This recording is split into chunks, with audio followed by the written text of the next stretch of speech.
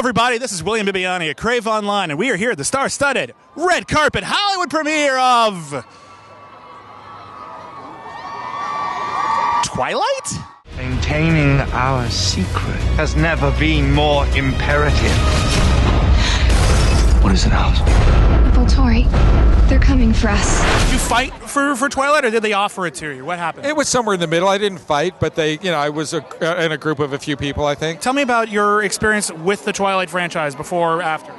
Before, I didn't really know anything about it, and then after, I know more about it than anyone. When I first heard about Twilight, I thought it was the stupidest thing ever, and it was for, like, teeny boppers, and I was like, I'm so cool, like, way too cool for that. And my sisters made me watch the first film, and I was crying at the end, and I was like, go get me a book, I need to find out what happens! Do people around you, like, get super excited, more excited when you say, yeah, I'm doing Twilight? Depends who you ask, you know what I mean? Friends who have teenage daughters, they get the most excited. Who is best being confused? Like my really sort of hipster artist friends. Does anyone really naive, like 8-year-old girl just like, can you turn into a wolf for me? Yep. Do they really? Yep. Do you do it? Out of politeness. Right here? Yes. All right. Do it. I'll hold your coat.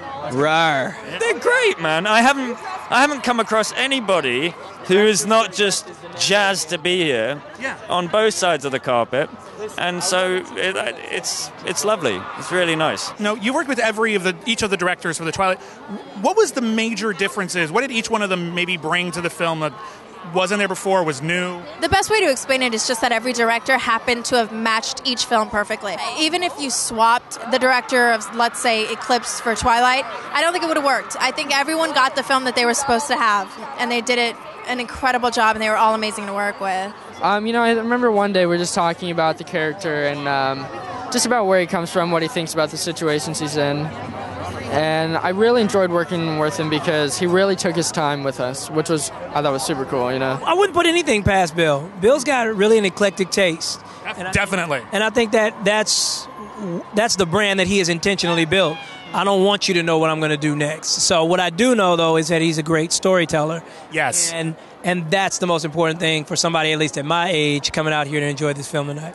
I am attracted to horror, suspense, and all that, and I thought the first movie had a lot of horror elements. And here, I thought this was like the ultimate vampire movie. But I have to say, more than anything, it's like that basic, you take the vampires and werewolves out. It's a very, very well-told, intimate story. She took this Greek story and put it in a high school, so there's your access point.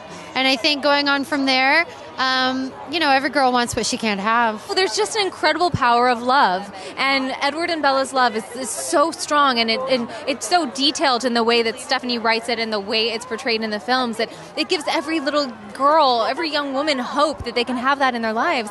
And Bella, seeing her grow and transform between the first book and the last, it's just so inspiring as a woman to see a character grow into the woman she was always meant to be. It's so much more than vampires and werewolves, you know. It's a love story at its core, and it's true romance, you know. And I think at the heart of it, we all want to be loved. And there's some guys who secretly like all that cutesy, smoochy stuff, you know. Right? You're one of them. Oh, yeah, totally. What's it like on the set of a Twilight movie as opposed to something like LEV, your new film with Common? I came into this, it was a well-oiled machine. They're both independent films, which is awesome. Keep independent films alive. But this one, they've been together for quite a long time. So like you said, they have their own rhythms. They versus you go on to another film, we're figuring out things. I love both worlds. I love trying to figure it out. I love guerrilla-style indies. And then I love sitting and having craft services. Do they give you like this huge file on your character when you come in here from Stephanie? The file on your character is go read the Twilight books, which I'd already done, so that was easy. And then other than that, Stephanie Myers was around and available to be able to help us if we had any questions. I got this idea where Bella's going to go and get in a love triangle with a merman. Oh, that's an interesting idea. I think you should pitch it to Stephanie, maybe. Yeah. Right. You got me back on that? The fans are calling. What was your last day on the set like? Was it bittersweet? Was it kind of romantic? It was, but it didn't sink in yet because we were all like, oh, we'll see each other again, you know, and there's the premiere. We were just like, oh, this is work. We're tired. Yeah. And they'll do something for the Blu-ray. Yeah, right? And then they're going to re-release it, and then they're going to remake it. Right? They're going to remake it. 2 years. I don't think I fully grasp the scope of it. Because I don't think I'm really going to understand where these films have gone and what they've done until a few years from now. But I think it was just anytime you're on a great film set with a great cast and crew, to leave is always sad. But for me, I'm an actor, and I love change, and I love creating new things. And so it's one of those things where it's bittersweet. I'm leaving something, but I'm off to create something new and be on something else. Twilight is such a phenomenon now. How do you think we're going to be looking back on this 10, 20 years when the people who are teenage fans now have their own teenagers? I don't know. I mean, imagine it'll be something like Star Wars where people show their kids, these movies that meant a lot to them when they were young. And I think that, that's a cool thing about movies is that they can be sort of passed on from generation to generation. When they remake this in 3 years, who do you want to play? If I work on my abs, I could be a werewolf. Bella's dad. So I don't know that I'd pull that role off. I think that's been my favorite character through the whole movie. I want to be in the wolf pack next time. I was a vampire this time, so I'd love to go and play with the wolves. I think Bella or Alice, maybe.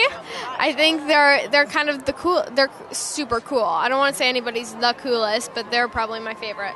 That was weird. I was gonna say Edward because I really like him, but I wouldn't want to play him. Maybe I would want to be Bella so that I could be near him.